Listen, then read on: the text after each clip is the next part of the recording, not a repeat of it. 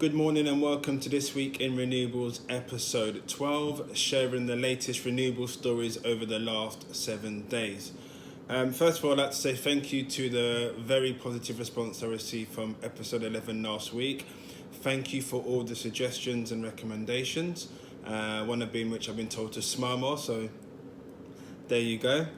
If you're unfamiliar with this weekly podcast news update, whatever you like to call it, I'm basically sharing the renewable stories over the last 7 days, wind, hydra and solar. First of all, we're going to start with some offshore wind. Those of you familiar onshore wind, those of you familiar with the wind sector and like to follow the news stories, there was a blade failure in the Beyond Vatnet wind farm, responsible by GE. There's going to be some investigations into this wind failure. A spokesman for the GE Renewables Energy said on the 31st of August, fortunately there were no injuries. In partnership with our customers, we have secured the site, informed local authorities and are analysing the root cause of this event. Beyond Vatnet, which is located approximately 450 kilometres north of Stockholm, comprises of 33 GE 5.3 megawatt Cypress machines. The project supplies power to the Google under a power purchase agreement signed in 2019. It was developed by Windparden and Windspace with support from GE Renewables Energy and sold in InfraVia European Fund IV, managed by private equity firm InfraVia Capital Partners. So good work by GE to get some investigation into the wind blade failure, but luckily no one was hurt in this case. In more positive news, Vestas have secured a double US project totaling 189 megawatts. First order has been received by Algonquin Power and Utilities Corp to supply Inventus turbines for 2 wind farms in the US totaling 189 megawatts. One project, Deerfield 2, is located in Michigan and will consist of 16 machines and one V150 5.6 megawatt unit. Delivery will begin in the second quarter of 2022, with commissioning scheduled for the fourth quarter of the same year. Both orders include supply and commissioning of the turbines, as well as a 10-year output management 5,000 hour service agreement. Vestas in North America Vice President Sales Jeff Fuchs said in an article, "We are happy to partner with Anglican to execute on 2 projects in difficult to build locations due to land availability and transport limitations, Michigan and Pennsylvania." So congratulations to Vestas, who appear to be very busy in the wind sector at the moment, and securing another 2 orders in the US.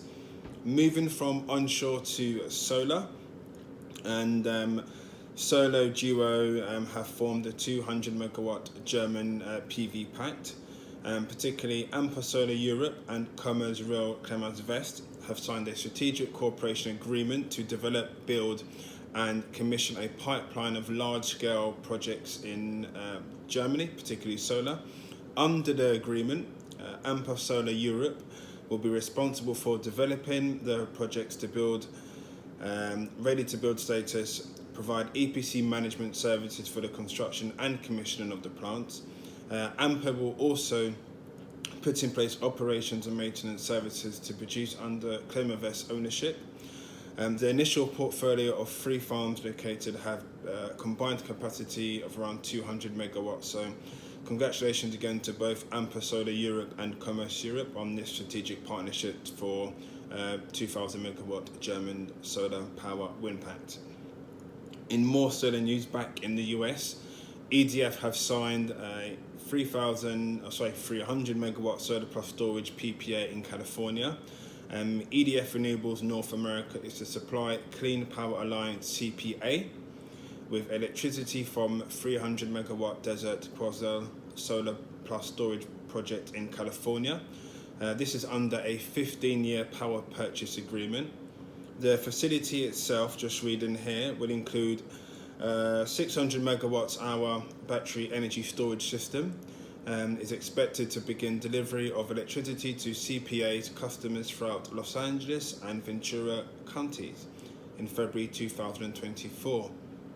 The CPA Board of Directors approved a long-term contract during its September meeting held recently. So congratulations to EDF for this signing of the PPA in California. In other news, ACWA Power is to list on the Saudi Stock Exchange. Saudi Arabian renewables company ACWA Power, who many of you are probably familiar with, and they featured heavily on This Week Renewables a few times, particularly into solar, have announced its intention to list on the Saudi Stock Exchange. The Capital Market Authority approved the company's application for the initial public offering of just roughly 81, looking at the numbers here, 81,000 new ordinary shares back in June, and now ACWA Power have decided to go ahead with the float. It said the shares represent about 11.1% of the company's enlarged share capital. The final price of the shares will be determined at the end of the book building period, ACWA Power said. The company has 46 projects in operation, construction or advanced development in 13 countries across 3 continents, including renewables and desalination plants. The chairman, Mohammed Abinyan, said recently, in this increasingly power deficient and freshwater constrained world, we are proud to positively impact millions of lives every day by delivering essential power and water. So good news there coming from ACWA Power and the work they're doing, particularly in the Middle East and the Asia region. Back to some hydropower news and closer to home. I Group has kicked off initial planning phase for the 600 megawatt Varkey pump storage hydro project in the Scottish Highlands. The new project in the Loch Eric Dalwhinnie will be able to supply power for up to 24 hours, enough to power 1.4 million homes, making it one of the largest schemes in Scotland. This is great news. The project itself will create a new head pond in the hills above the Loch Eric, which will hold 22 million cubic metres of water when full. Chief Executive Mark Wilson said the scheme will help offset over 83 million tonnes of CO2 over the lifetime if built. It will also help further development of renewable energy and reducing reliance on fossil fuels generators, he added. So great news there for some hydropower news closer to home. The IHA, the International Hydropower Association, has recently announced its election results. 18 leaders from across the hydropower sector have been elected to its board. So congratulations to all those who have been elected. I'll go on to name them later in the next few seconds. Candidates competed in 6 geographical regions, electing a diverse range of hydropower experts with a wealth of experience. The members elected to the board are from Africa, Lamu Adu and Anton Lewis Oliver. Congratulations. In America, or South America to be precise, Roger Gill and Jill Netto. So congratulations to those two as well. In North Central America, Colin Clark, Herbie Johnson and Lynn St. Laurent. Congratulations to you three. In Asia, East and Pacific, we have Karen Atkinson, Tammy Chu, Miss Lili, He Sheng Ming and Shabani Sahi. So congratulations to those as well. In the Asia South and Central region, we have Anton Butmanov and Aaron Kumar. So congratulations to you two as well. And in Europe, we have John Ulrich Kamin, Pascal Radu, and Ollie Blandal Svensson and Uwe Wenhart. So congratulations to those 8 leaders who've been elected.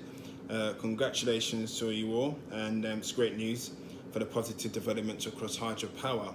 That is it for today. That sums up This Week in Renewables, sharing the latest stories across hydropower, wind and solar over the last 7 days. Don't forget to like, comment and share. If you have any suggestions or recommendations, please do not hesitate to contact me. Otherwise, have a wonderful week ahead. God bless. Goodbye.